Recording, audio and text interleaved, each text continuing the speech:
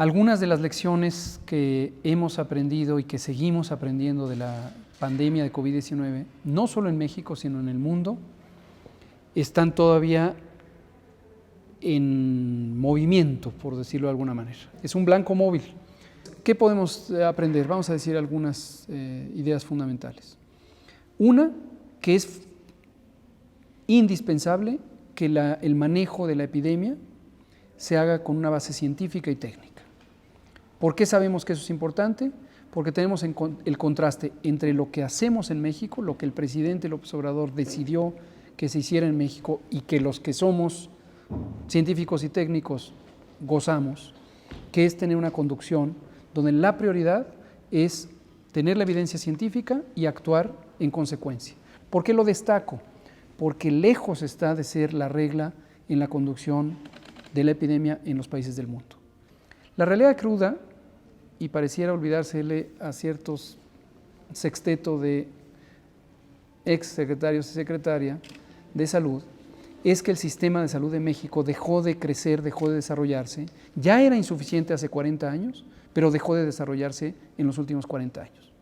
Me cuesta trabajo pensar qué hubiera hecho diferente, pero sí que hubiera aspirado que ocurriera, que las fuerzas políticas adversarias de la Cuarta Transformación tuvieran mayor compromiso. Yo casi puedo decir que de manera inocente pensé que había una bondad y una generosidad humana más grande de la que hay.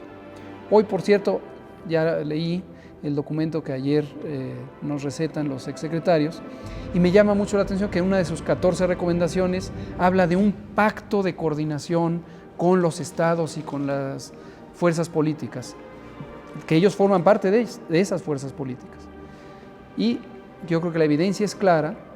¿Qué han hecho esas fuerzas políticas adversarias por contribuir a la epidemia? Si se la han pasado saboteando el esfuerzo del gobierno y de la sociedad para controlarla. Entonces, la estrategia seguida. Vámonos a la estrategia seguida. Y voy a poner ejemplos concretos que también están por ahí en la receta mágica de estos colegas que en 6 semanas van a acabar con la epidemia.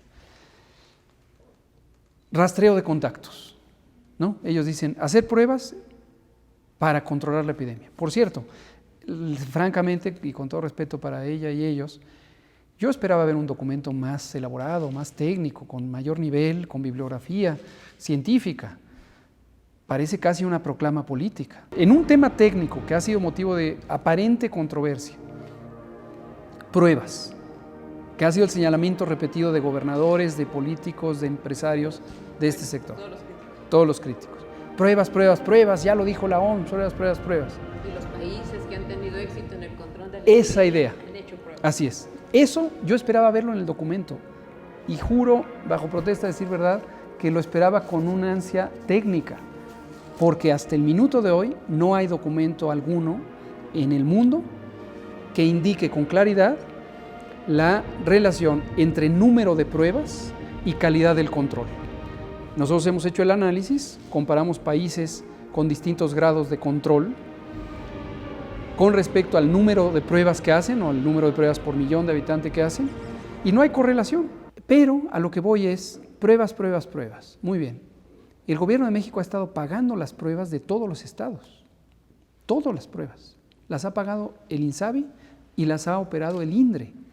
Les hemos hecho pruebas a los estados y les transferimos todos los kits, todos los estuches diagnósticos a los laboratorios estatales de salud pública.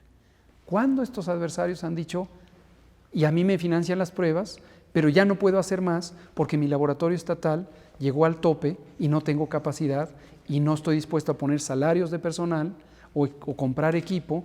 En algunos casos, como Nuevo León, se han ido por los privados. Y Jalisco también un poco.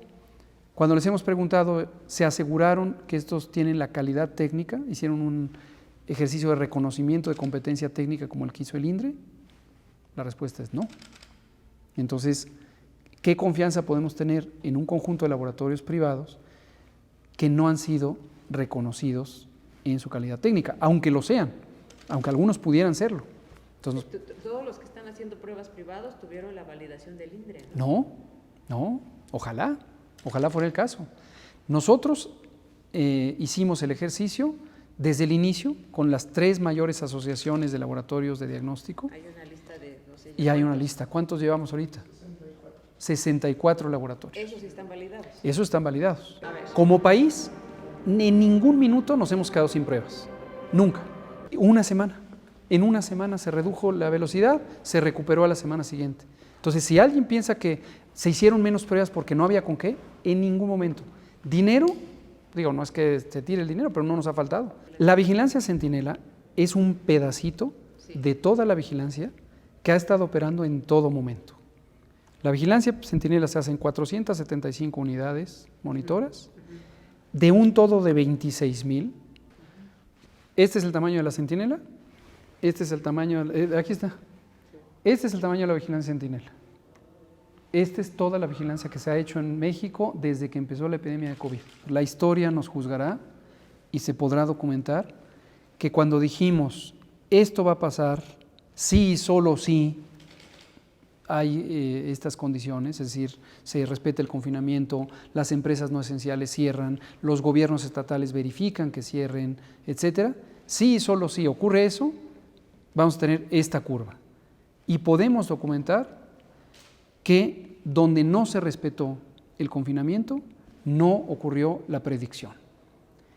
¿Qué es lo que pasa? Que justamente estos actores de la clase política, los empresarios y los medios corporativos, construyeron un discurso como si las predicciones científicas fuera una y se obsesionaron con lo de el pico y el 8 de mayo. Yo pienso que fue mejor dar un primer impacto, que sincronizara, que permeara, que hiciera este choque cultural, y no solo en gobernantes, en la sociedad, de todos a casa. Cuando fue el mensaje de aquel domingo de quédate en casa, y también fue eso, decir, el mensaje tiene que ser indiscutible. La misión es que todos nos quedemos en casa. Parte uno de ahí, restableces el sistema al modo quédate en casa. ¿Cuándo fue la jornada de la sana distancia? Uno puede decir, la responsabilidad nacional logró esto. Y si lo logró poco, vamos a asumir, es porque la responsabilidad nacional no lo logró. ¿Quién es el ejecutor de que empresa 1, empresa 2, maquiladora 3, taller 5, televisora 8 cierre? Es una responsabilidad local, porque el fundamento legal de sabes que no puede estar abierto porque tú no eres esencial, es autoridad local. Entonces, este discurso construido y construido en mucho por estados que están en el mismo grupo de interés político que los distintos adversarios, que han construido la narrativa de López-Gatell y su estrategia, qué cara dura. ¿Quién tiene que implementar? Yo soy el estratega, ellos son los operadores tácticos. Que lo hagan. Pongo el ejemplo con lo de hoy. Hoy tuvimos reunión con la CONAGO. A media reunión con CONAGO me habla una funcionaria de un gobierno estatal, cuyo nombre no me voy a acordar, que ya no está en CONAGO. Uno de los 10 federalistas. ¿Para qué me habla? Para decirme, ya nos mandaron la versión del semáforo para la próxima semana y vimos que estamos en naranja.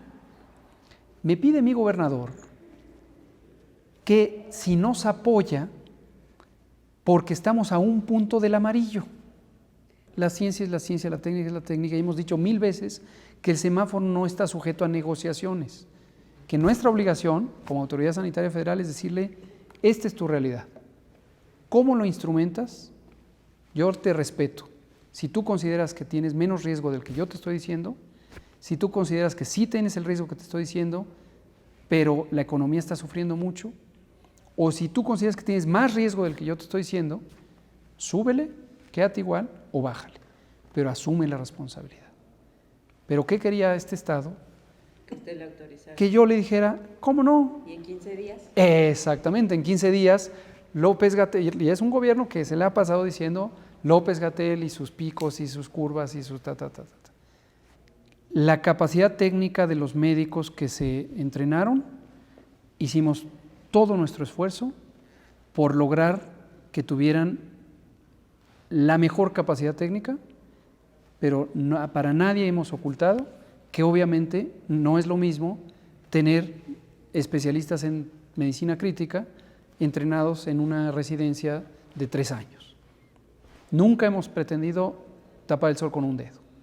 ¿Quién es el responsable de que no tuviéramos el número necesario de especialistas en medicina crítica y en infectología y en neumología y en medicina interna? Déficit de 240,000 trabajadores de la salud, déficit de especialistas, no había. ¿Quién dijo en 1975, según esto que relaté y me acabo de enterar? El entonces rector de la Universidad Nacional Autónoma de México, médico prominente, ex secretario de salud, más bien posteriormente fue secretario de salud después de ser rector, y estamos hablando del maestro don Guillermo Soberón Acevedo. En sus discursos de 1975 dijo: el mercado mexicano de la salud no necesita más recursos humanos. Y a partir de ahí se empezaron a achicar las generaciones de estudiantes en la Universidad Nacional y después en las distintas universidades. A partir de ahí se empezaron a reducir las plazas para residentes que hacen la especialidad médica, desde 1980, y pasó hasta nuestros días.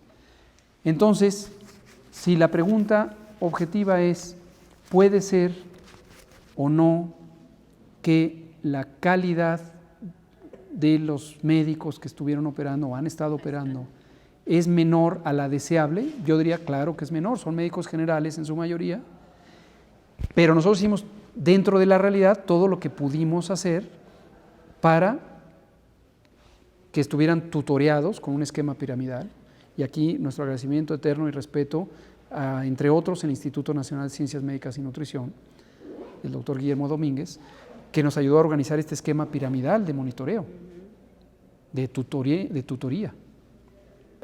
Durante marzo, es correcto, y eso fue la fase 1, y el discurso lo cambiamos así tajante y literalmente en la fase 2. Del quédate en casa. Del quédate en casa, sí, al no te esperes. Exacto.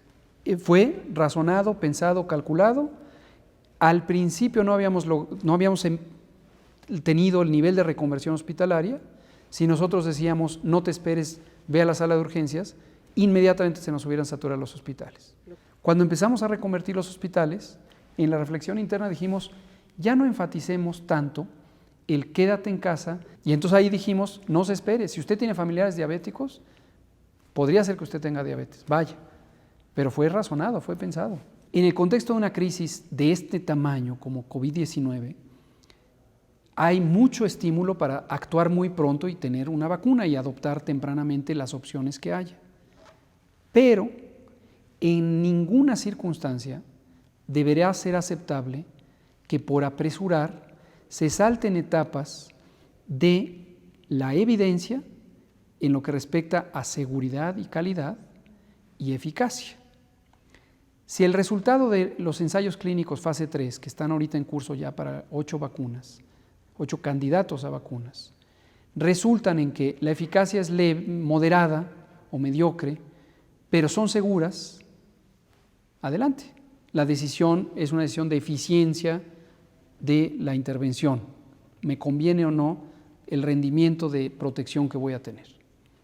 Pero si hay alguna señal de seguridad, debemos todos los gobiernos del mundo estar preparados para decir, lástima, qué frustrante, quisiera tener una vacuna porque la gente está teniendo infecciones y puede morir, pero no voy a causar un daño. Este es un principio fundamental de la medicina y la salud.